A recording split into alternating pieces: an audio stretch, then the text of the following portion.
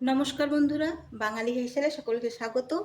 আজ আমি সম্পূর্ণ ঘরোয়া পদ্ধতিতে বাড়িতে থাকা উপকরণ দিয়ে ইঁচড় চিংড়ি আপনাদের করে দেখাবো, যেটা খেলে আপনার বাড়ির সকলে আপনার রান্নার প্রেমে পড়ে যাবে এবং সবসময় একইভাবে খেতে চাইবে।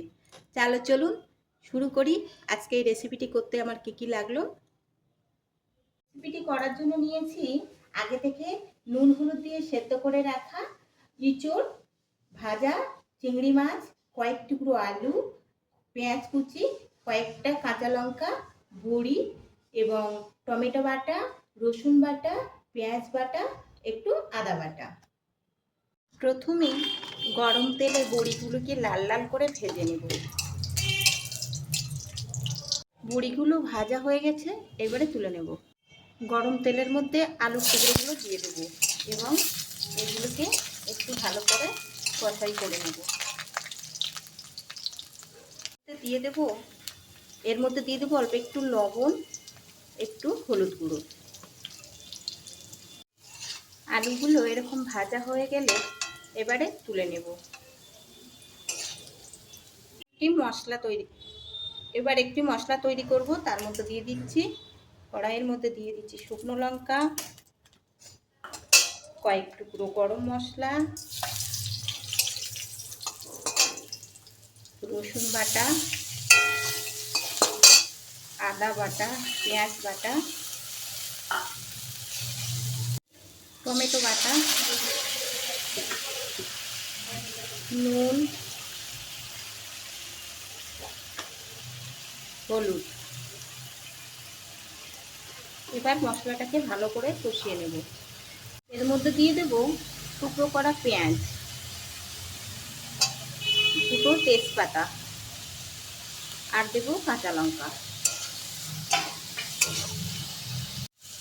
অল্প একটু জল দিয়ে আঁচটা কমিয়ে দিয়ে ঢাকিয়ে দিলাম। মশলাটা এরকম হয়ে গেলে এর মধ্যে একে একে দিয়ে দেব চিংড়ি মাছ ভাজা,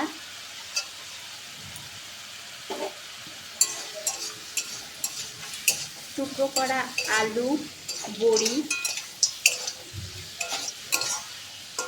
এবং কাঁঠাল বা ইঁচড়। এবার ভালো করে কষে নেব। কষাই করা হয়ে গেছে, এবার দিয়ে দেব পরিমাণ মতো জল।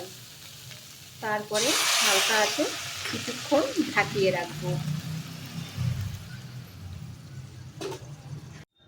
এর উপরে ছড়িয়ে দেবো একটু কাশ্মীরি লঙ্কার গুঁড়ো।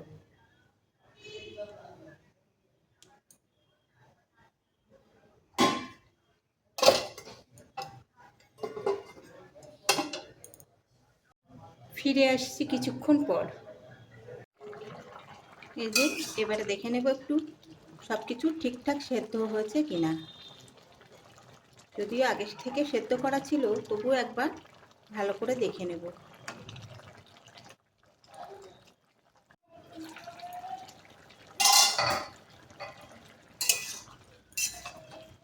হয়ে গেছে। এবারে একে একে জিরে গুঁড়ো ও মরিচ গুঁড়ো দিয়ে দেব।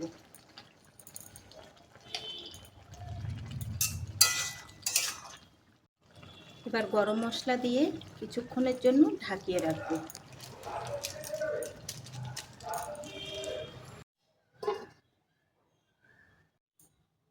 তৈরি হয়ে গেল ঘরোয়া পদ্ধতিতে ইঁচড় চিংড়ি।